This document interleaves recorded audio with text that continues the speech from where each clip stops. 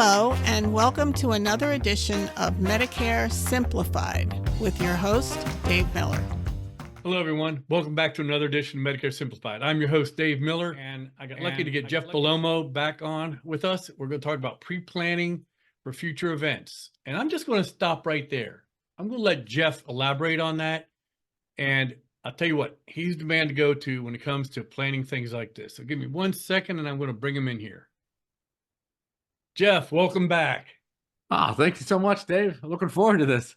Now, Jeff, as you recall, when we did the previous podcast, I had a little surprise for you. You did. That nice little video of the eagle ray. Yep. I got another surprise for you, Jeff. You ready? All right, let's see it. Here we go. What do you think about this guy, Jeff? Beautiful. Oh, I love them. Oh, so cool. Now, this guy actually came up to me. I'm going to rewind it real quick. He came up to me and he waved at me and then started drifting away. And then he saw I wasn't following him. So he came back, waved at me again. And this time I followed him. And this was near Turtle Island, just off of Bonaire. Yep. And he took us over to where there were about 70 turtles nesting for the day because they work at night. And they were all resting and sleeping. And he took us right to them. He knew exactly what we were looking for. Oh, wow. You know, when I was in Bonaire, we saw that as well. But that was gorgeous, man. I didn't get that close. That's incredible. That was 35 feet underwater. Wow. And that's great. He was such, and if you notice the white in there, that's bleaching. It's destroying the coral. Yeah. It's really bad right now. And it breaks your heart because it was so beautiful 5 years ago. And now I don't know what it is or what's causing it, but you know, it was just when you can interact with sea life, that's what makes diving so exciting. Yeah, it is. It's so much fun. Yeah. Yeah, it's really sad what's going on. But for the audience out there, Jeff and I are both diehard scuba divers. But our passion is scuba diving, but also taking care of the senior market. Myself with Medicare and protecting your retirement funds from the stock market crashes that are inevitable from time to time, but also from just losing money on fees that are unnecessary. Yeah. Jeff, on the other hand, he helps protect you through legal means. And we just talked about nursing homes and what can happen. So this time, Jeff, let's talk about how to get ready for that before it happens. When's a good time to start planning? Yeah, you know, always ahead of time is better. You know, I always tell people when you turn 18, you are presumed to be an adult, and therefore you definitely, absolutely, unequivocally want to have a power of attorney in place. So anybody over the age of 18 needs to get an estate plan in order. And then as you get into more complex stuff where you start to plan ahead for long-term care, now you're in a 5-year look back. So, you know, to just kind of summarize, I would say today is the best time to plan, and you want to make sure that you get some of the basics, which I'm sure we'll talk about, in order so that in case something happens down the road, you are prepared. And the problem that we're facing is we don't know when we're going to become disabled. We have no idea when we're going to lose capacity. We have no idea when we might get you know, a stroke or an aneurysm or something that could cause a major issue. But the point where you don't have capacity anymore and you don't have your documents in place, now you're forced to go into a court proceeding called a guardianship. And we want to avoid that at all costs. So we want to make sure we get that stuff done ahead of time while we're still able and we have the capacity to do so. Now, you talk about power of attorney, but also shouldn't somebody have a living will? Absolutely. Yeah. You know, one of the things I get asked all the time, and I'll definitely touch more on the living will, but no matter where I am, I hear, Jeff, what do I need? You know, tell me what I need. And I always laugh and say, if you think that without knowing who you are, what's important to you, your goals, your finances, your health, your children, what they're like, what's their marriage is like, what are their finances like? If you think that I could just answer that question without knowing anything, you're giving me way too much credit, and I am not that smart. But what I can say is that there are some basics, and you just nailed it. I think that the two most important are going to be a financial power of attorney and an advanced healthcare directive. So an advanced healthcare directive is a medical power of attorney or medical proxy. I'll just kind of use the words interchangeably here. And then in the same document with the medical power of attorney, then has a living will, which is, okay, the medical power is who's going to make my decisions if I need medical decisions to be made for me. And then part two is, okay, if I am end of life, permanently unconscious, terminally ill, vegetative, comatose, two qualified physicians put in writing that there is no realistic hope of recovery, do I want heroic and life-saving measures, or do I want them to withdraw treatment? Only at that point does the document kick in, and then your wishes are in the document. And then you can also say whether your agent or person or proxy that you have named must follow your instructions. So it's allowing you to be able to determine end of life decisions so that your family doesn't have to play, God or make this massive decision for you. They get to just carry out the wishes that you set forth in the document. So I think it's absolutely one of the most important documents that you absolutely should have in place. And I have a living will because just what you said, but also there are things in there that I know my daughter, my son, they can't make this kind of decision. It would tear them apart. So I made the decisions for them. Yep. And which is so much easier.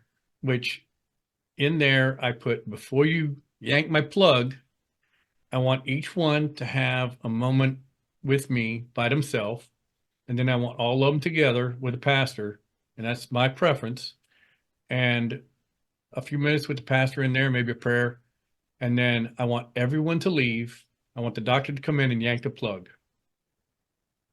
And that can't be overridden, can it? I mean, anybody could threaten suits and anyone can, but ultimately the court is going to honor your wishes if they try to pursue it. But, our system is set up that anyone can threaten suits and can threaten lawyers. But yeah, I mean, your wishes will be carried out for sure. So I always tell people, make sure you're communicating your wishes to your family. In 20 years, what I find is that most family members don't fight over what dad wanted. What they're fighting over is what they believe dad intended. And I know that sounds like semantics, and I know you're thinking, Jeff, that's the same thing. No, it really isn't, because I can tell you hundreds of times over the last 20 years where one child says to me, I know that dad wanted. And then the other one tells me, I know that dad wanted. And they're exactly opposite. There is no possible way that they're both right, but they truly believe it. I mean, both of them are steadfast in their belief that this is what dad wanted. So if they know, and it's unequivocal, especially if it's in writing, right? Like, that's the key. Put it in writing, make it not wishy-washy.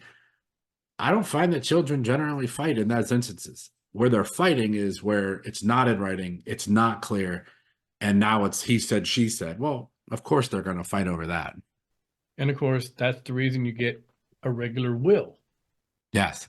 And I will add something that I learned when I did mine. For example, I have some things that my dad gave to me. And some of these things go back to World War I. Oh, wow. So I specified son number 1 gets this item. Son number 2 gets this item. Daughter gets this item. Specified which item goes to who. No probating, no arguing, no fighting. It's in black and white. For example, if you have 10 gold bars and you have 2 kids, each one gets 5. There's no question. It's in writing. Well, I should get 6. I'm older. Well, I should get 6. I paid for this and that. No, you're getting 5. He's getting 5. It's in black and white. It's in the will. Contest it all you want. It's legal. It's binding, correct? Yeah. Yeah. Now, the one thing I will say is that probate is the process by which we carry out wishes that are in your name alone. So in your example, gold bars, I'm just using the example that you use, would be in your name alone. That would go through your will, and the will would go through probate. But you are correct.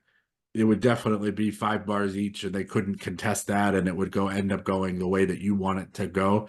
But probate is just a process by which we actually carry that out and make sure that the inheritance taxes are paid and that the beneficiaries get what they're supposed to. But I'm completely on board with everything you said. Yes.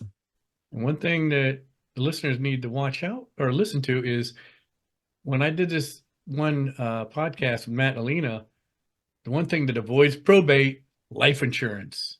Having life insurance the money goes to whoever the beneficiary says. There is no probate and there's no inheritance tax. And it's not subject to creditors. Correct. Yeah. this So it's is a something that perfect. one thing I'm going to discuss with Matt on the future podcast with him coming up in a few weeks or maybe a month. I haven't scheduled it yet. In fact, I need to record it. That might help. There you go. But Jeff, when you're talking probates and wills, it can get ugly sometimes, can't it? Yeah, it definitely can. I mean, there's always ambiguity, and as long as it's not, and as long as it's very clear, and the wishes are set forth in the document, we can usually avoid most of the problems and most of the issues. Now, let's say mom and dad are in their mid to late 80s. Okay. We'll say dad had some kind of an internal issue, whatever you want to use, and he wound up in a hospital. He's in a nursing home. It's obvious he's going to be in there for an extended time. In fact, he may not come home. Okay. And this does unfortunately happen to people late in life if they have a major surgery. So they're in a nursing home, let's say 3 years, and he passes. Okay. Now we're talking a lot of money, and Medicare, as you know, first 100 days are covered. After that, you're on your own. Of course, it's with a copay. And then after 100 days, you're talking a lot of money. I believe you said in previous podcasts around close to $15,000 a month. That's $180,000 a year. Now, I don't know about you, but I can't afford 180,000 times 3. And inflation, cost of living, it's just going to go up. So Medicaid kicks in, as we talked about. And then when they go into Medicaid, they take you off the Medicare plan you're on, just so the listeners know.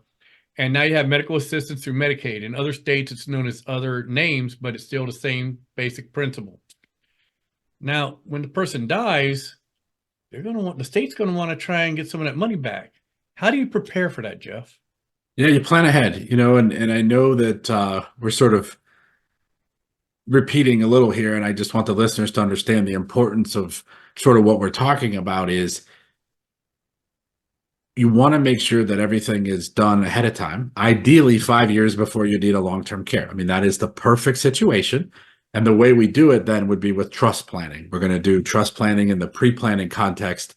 I know on the last podcast, we talked quite a bit about the crisis side and that kind of stuff. On this, because we're talking pre-planning, we want to make sure that we have the trust set up ahead of time and that it's done properly so that we can eliminate the estate recovery portion or the portion of the state coming back after assets. So if done properly, the state will not have a right to recover. And again, we're playing with the state's rules, meaning it's their rules. We're not creating them. We're only abiding by them. So it's very important that you plan ahead and not get yourself in a situation where you're not doing anything or you're not planning ahead and then you're at the whim of the rules and then having the recovery come after the money and then ultimately the family ends up with nothing. Get educated. You definitely want to get educated, understand what pre-planning is, understand the different tools that are used in pre-planning, whether it be a financial power, a medical power, a last will and testament, maybe a revocable trust to avoid probate, and then maybe an asset protection trust to protect assets. You want to make sure you understand the concepts, understand the differences. At Bellomo and Associates, we offer free educational workshops every week. We have them live. We have them live on Zoom, and we also have them pre-recorded on a link so that you can get educated at no hassle, no cost. And also, you don't necessarily have to be sitting one-on-one in front of an attorney. You want to get the education before you have to kind of make any decisions or understand exactly what you're going to do. So start with the education and then look at your situation and determine what would be the best plan for you and your family and go from there. Now, Jeff, there's a lot of information in what you just said. And I know you want to summarize because we don't want to keep the listeners here for 45 minutes to an hour and a half. And I know you can go that. What is one thing that people always make a mistake on when they think they know how to pre-plan for this? Well, the first thing is they go to an attorney or a law firm that does everything. They did their real estate 10 years ago. They did mom's divorce or they did my brother's divorce. when you're dealing in this area, you really want somebody who does estate planning and elder law. And believe it or not, there's actually a difference between estate planning and elder law. And I know that sounds crazy, but they're actually two different practice areas. They really overlap a little. But when it comes to like a power of attorney, you want to have language in the document that authorizes planning to be done later. And 98 to 99% of estate planning attorneys do not put that language in. So you want to make sure that you get the correct power of attorney done. I think that's the number one mistake, is people going to an attorney that they just happen to know rather than somebody who specializes in asset protection and elder law. And then the other mistake that I find all the time is that a lot of attorneys who sort of dabble or they only do this a little bit are recommending wills, wills and wills. There's a tool, there's certainly a need, there's a place. But I find that wills are probably the least important of all the things that we've discussed. Why? Well, think about it. When does a will take effect? When we pass away. So how do we make sure that there's money there when we pass away? How do we make sure that the family is protected to be able to make decisions? How do we make sure that when the kids receive the inheritance, they don't just lose it immediately to a car accident, to a nursing home, to a divorce, right? There's so much more that goes into planning than just what happens at my death. My joke always is, that's easy. I mean, when you pass away, it's going to go where it's going to go. And if you don't have a will, it's going to go through intestate succession to the closest living relative. But how do we do it right so that everything is put together and that everybody is protected before you pass, when you become incapacitated, and then eventually when the kids receive the money in case something happens to them? So it's a lot more sort of complicated. So I think the biggest mistakes are sort of relying on people that are not experts in the field like you are in yours. Jeff, 15 years. I know this is a no-brainer for you. Has someone ever walked into your office without planning anything and it's already too late? In other words, a catastrophic disaster. Can you give us an example of one of those? Yeah. Yeah. There was a guy that I represented beginning of my career. So we're going back probably 20, 21 years. And I represented him in a business that he had. And I was his business attorney at the time. I don't do that work anymore, but back then I did. And I would take calls from him on the weekends. I would take calls from him at nights. I mean, I really was trying to build a relationship with the guy. And years and years and years later, within the last probably 8-9 years, he comes back to me when I'm on my own and says, I need estate planning. So he did the workshop. He understood the models. He understood the costs. And he came to me and he was like, look, I can save $75 if I go downtown. And I said, yeah, but if you don't get it done right, this is going to cause a major problem. And he's like, yeah, attorneys are attorneys. You're just jealous that I'm going to go somewhere else. And I said, look, I gave you a lot of free advice over all these years. And he's like, oh yeah, $12,220. I said, what? He goes, oh, I counted it. I know how much you gave me over the 10, 15 years. He said, but this is business. And he ended up in a long-term care facility. His kids came in because they knew we represented him in his business. The nursing home referred him to our firm.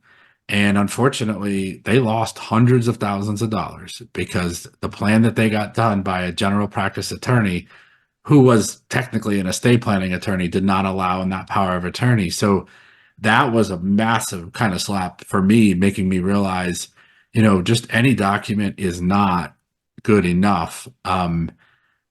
It's crazy how easy it is to lose that much money. But once a person becomes incapacitated, you can't change the documents. Wow. And that can be a disaster financially. You said hundreds. That's not. Yeah, hundreds. And remember, he did plan. Like, that's the thing. Like, I know, when you asked the question, you were probably thinking I was going to give an example of somebody who didn't plan. I'm giving an example of somebody who thought they planned and lost it. Like, that's crazy. But they went to a general practice lawyer kind of thing. Yeah, who was an estate planning attorney. A specialist like yourself. And it's like going to your general doctor and asking advice on a heart procedure that he may not know everything about. You may know, okay, well, they got to do this, that, and the other. But what they don't know is the intricacies of what actually goes on when they're doing that heart procedure. Mm-hmm. You're the specialist. I'm the general practitioner. You can ask me about it. I can give you some ideas. Right. But you can guide them through each and every nook and cranny and spell it out and give them everything where it may be an ugly scenario, losing a loved one. Yeah. But it's better than losing a loved one and then getting wiped out completely. Absolutely. And ladies and gentlemen, that's why you need Jeff. Yeah. That's why Jeff is on this podcast. I'm looking up for you. And Jeff and I both have a passion for educating the senior market. And in this case, you don't even have to be a senior. You could start doing this in your 30s, right? Or 20s. Yeah. Yeah. And anybody over 18, I mean, I'm not suggesting that an 18-year-old needs trust planning. So please don't misread what I'm saying here. But at a minimum, you want to get that financial power of attorney in place. And then once you sort of get on your feet, maybe you get married, maybe have a child, make sure you get that estate planning in place. And then, when you get into your 40s and 50s and start to accumulate a little bit, then you might want to start looking at some trust planning and some asset protection planning. Especially if you're married. Yes, because one of the things that, I have a large life insurance policy. But the reason I do is because, one, I was young and it was cheap. If I were to get that same policy today, I couldn't afford it. Couldn't afford it. Yeah, but I agree. Why did I do that? One, I want to make sure the house gets paid off so the family's not homeless or going to Section 8 housing. Two, I want to make sure my kid gets college education or some kind of secondary education. I want to make sure they have money to live. If the water heater blows, I don't want them taking out a loan. And that was the idea behind insurance. Jeff is talking today about what happens if my husband or my wife is in a nursing home. All of a sudden I'm paying this copay and now I'm paying $15,000 a month. And then I run out of money and then they're going to come after the home. They're going to come after anything they can. They put a lien on your name, your house, and they'll get it. Just make sure you plan ahead. I think that is the key to all of this is it's never too early. It can only be too late. And that is a fact. But I know you've seen pros and cons on both sides, haven't you? Oh, yeah. What else would you like to advise the listeners on as far as planning ahead? You definitely get educated. Make sure that you're understanding the options, understanding what's occurring. It's never too early. And you want to get these things updated. I think that the old school belief was you get planning in place and then 20 years later you look at it again. Don't do that. Revise it, look at it, keep on top of it. I'm not suggesting you need to redo the whole thing, but powers of attorney do need to be redone and revisited every so often, as banks and financial institutions don't want them to be too old. So just make sure you have a relationship. The days of meeting an attorney once and doing something one time 20, 25 years ago, those days are over. So hopefully you like the attorney. And if you don't, go somewhere that you like the person because it's a relationship. Now, Jeff, if someone has, say they have two annuities, traditional and a Roth, they have a life insurance policy and they wind up at a nursing home. They've been there for 2 years, of course, money's gone. Can the Medicaid reimbursement, can they tap into those annuities and life insurance policies? Can they get that money? Well, they wouldn't have been able to qualify with them in their name alone. So that means that they would have had to spend them down up front. The only way you qualify for Medicaid is to spend down those assets, and then they'll put a lien like on the house, for example. We were talking about the house earlier, but they'll never qualify without having to spend them down or go to an attorney and do crisis planning. So those assets are an available resource. They would have to be spent down or protected in another route. So now the only thing of the situation that you mentioned was if it's a term life insurance policy, they won't touch that. If there's cash value, anything over, I think it's $1,000 these days, that would count. And again, the annuities aren't going to protect you. You have to spend it. And in some cases, the companies you have to pay for a rider on that or take the penalty. Yeah. And with life insurance, a universal life, which does build cash value, you're going to have to spend that cash value out. And Jeff, I'll tell you what, you're really helping people learn. And I can't tell you how much I value your wisdom and knowledge and experience. Thank you, Dave. Yeah, I had a lot of fun today, man. Thank you for having me. I really It was appreciate great. it. In fact, maybe down the road we'll come up with something new that we can come up with for you, Oh, we could talk for days, brother. especially on scuba diving. That's right. I want to do one on that too. We don't need a podcast for that. Yeah, I know that's true. But others might enjoy it. Others might like to hear about it. You busy late in August? Because I'm going to Lake Ontario for some wreck dives. Ooh, let me know, man. I'm in. That sounds fun. We'll talk after we get done here. All right, buddy. Sounds good. Ladies and gentlemen, Jeff Bellomo from Bellomo Associates and Elder Law, the company you need to plan for what might, could, or possibly will happen and save you from being totally wiped out if one of you wind up in a nursing home for any length of time and passing. Not a conversation you want to have, one you need to have, and Jeff is the man to have it with. Jeff, what is your number again? Yep, 717-845-5390 or on the web, www.bellomoassociates.com. B as in boy, ELLOMO. Jeff Bellomo, ladies and gentlemen. Thank you for your time, your wisdom and knowledge, and willing to share, Jeff. Thanks, Dave. Have a great day, everyone. Yep, and that ends another episode of Medicare Simplified. I hope you took some notes. You will be able to look at this podcast over and over and definitely get a hold of Jeff if you have questions. Go to his free workshops. Yes, they're free. They don't cost a dime. Just all he asks you to do is pay attention, take notes, and if you want, later book an appointment with him. It's been great talking with you today. I look forward to continuing our journey together and doing things right the first time. Have a great day. If you've enjoyed this podcast and don't want to miss future episodes of Medicare Simplified with me, Dave Miller, please subscribe wherever you get your podcasts. And don't forget to check out my book, Medicare Ready, Set, Go, available on Amazon in paperback and Kindle format. If you're looking for Medicare advice, please reach out to me at dave@mig4u.net or online at mig4u.net.